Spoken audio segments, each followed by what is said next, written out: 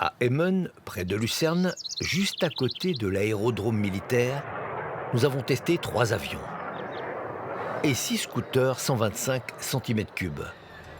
Sur une piste du TCS spécialement aménagée, nous avons passé au crible 6 marques de scooters parmi les plus vendus en Suisse. Nos experts ont constaté des différences assez nettes au niveau de la stabilité, de la maniabilité, du confort et surtout du freinage d'urgence. L'objectif des mesures était de tester le freinage. Nous avons donc effectué un freinage de 50 à 0 km/h sur des routes sèches et des routes mouillées.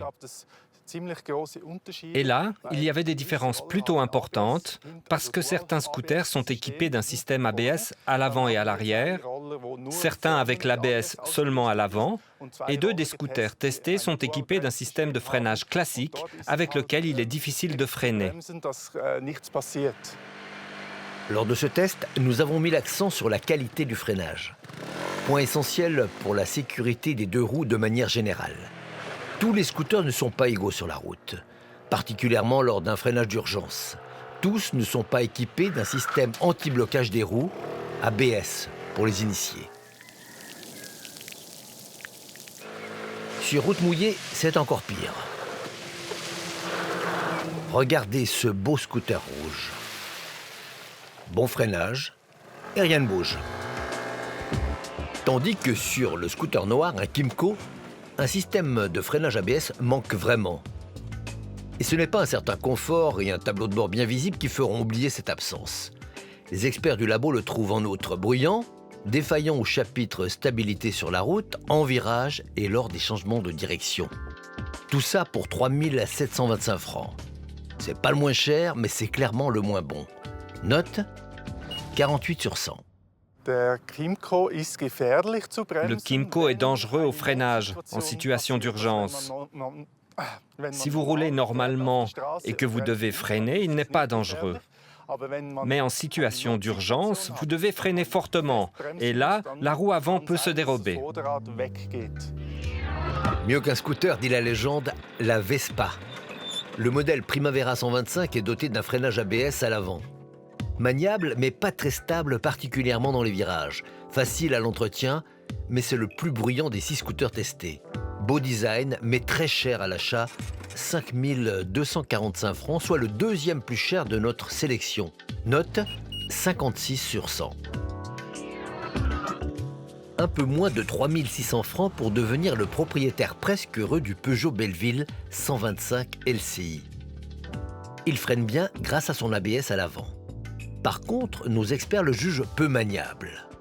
De plus, on est mal protégé contre les intempéries. Et le système d'éclairage est insuffisant. Note 57 sur 100. Même note pour le SIM. Pour moins de 3 200 francs, on a un scooter qui se parque facilement et se comporte bien sur la route. Mais sans freinage ABS, on se sentira moins en sécurité. Et si on ajoute un confort très relatif et des vibrations excessives, l'acheteur hésitera. Mais c'est le moins cher de notre test. Ces 3 scooters se tiennent, ils sont dans la moyenne. Quant aux 2 meilleurs, ils ne roulent pas loin de l'excellence. Entre les 2, c'est le prix qui fera la différence. Le Yamaha X-Max 125 est équipé de freins ABS à l'avant et à l'arrière. Il consomme peu, mais s'avère difficile à parquer et à pousser. Et il y a le prix. 5 490 francs. Note 64 sur 100. Lors du test utilisateur, le Honda était le meilleur pour les pilotes. Quand on s'assoit sur le scooter, on a rapidement un très bon feeling. On se sent en sécurité et on s'habitue extrêmement rapidement à ce scooter. L'autre japonais de notre test, le Honda, n'a pas de point faible. Pour un prix relativement modeste, 1000 francs de moins que le Yamaha, ce scooter est équipé de freins ABS à l'avant et à l'arrière. Il se manœuvre facilement, il reste bien collé à la route dans les virages. Les passagers apprécieront le confort, surtout quand la pluie et le vent s'en mêlent.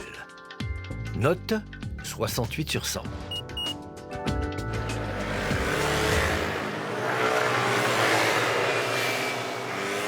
Résultat de la course, sans ABS, le fameux système anti-blocage des roues, la sécurité du scooteriste n'est pas garantie. Maniabilité et stabilité sont importantes. On appréciera aussi les scooters qui vous protègent bien lors des intempéries.